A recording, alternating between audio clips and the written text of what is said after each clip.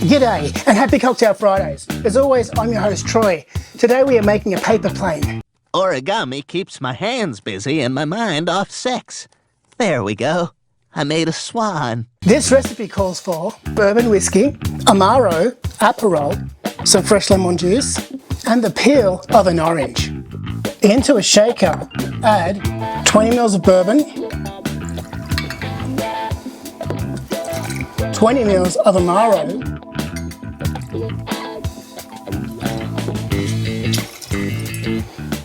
20 ml of Aperol,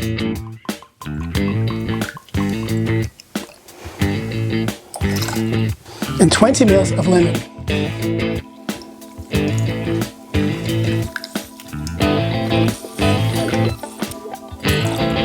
Add ice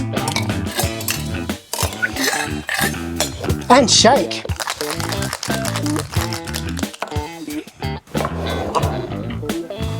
Add some more ice to your glass